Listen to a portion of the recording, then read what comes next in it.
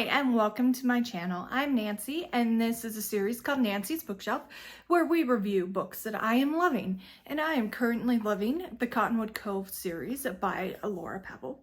And today's book is none other than, see if it'll focus, Under the Stars, which is our small town billionaire boss, Grumpy Sunshine, co-worker. This book is super cute. It is book number 2 of the series. And it's the youngest sister in the series in the family. So if you have read this book, let me know what your thoughts were on this one, or if you've read the other ones, which one has been your favorite. Let's go ahead and get into the summary, and then I'll go more into my thoughts on the book. Cheer up. Small town billionaire, co-worker, Grumpy Sunshine. Summary. My new assistant is all smiles and sunshine. She's all about setting fire to my cold, grumpy heart. I moved to this godforsaken small town to run the family business. I needed to hire a new PA, and the pickings are slim. Some may say my irrational expectations are the reason I've gone through so many assistants quicker than most people refill their coffee. Incompetence is my pet peeve. If it makes me irrational, so be it. Then Georgina Reynolds walks into my office, blonde hair, sapphire blue eyes, and a smart mouth that irritates me as much as it turns me on. On top of being a rock star at her job, she's a freaking ray of sunshine on steroids. I have no patience for it, nor for the way she flutters around the office like a modern-day Tinkerbell. She has a ridiculous taste in music and drives an unreasonable form of transportation. She really does.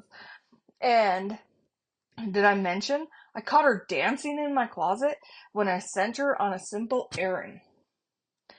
My new assistant has somehow become my kryptonite, but I'm her boss and not going to become pathetic. Does not matter that my cold, jaded heart is beating again. My world makes you weak, and I don't tolerate weakness. In my world, a beating heart makes you weak, and I don't tolerate weakness. How is that even possible? Okay. So for this book, I thought it was cute. I did give it 4 stars. 4 stars is going to mean that I really liked the book. It wasn't like something I'd necessarily be like, oh yeah, great billionaire book is going to be this one. I'm not necessarily going to obsess about it and can't stop thinking about it, but I really, really liked the book. I gave it 3 spice, which means that there was sex more than once, and then open door sex scenes. So the book itself was spicy, but it wasn't overly spicy. And now for my final thoughts on the book and what I liked and what I didn't like. Georgia, aka Tink, is sassy and independent, and I love her.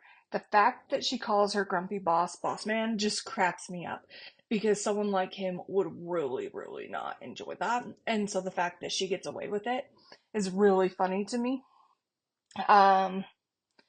But Maddox moves to the small town and he's not very happy about it, and you can tell from his demeanor that he's just, in general, a very serious person.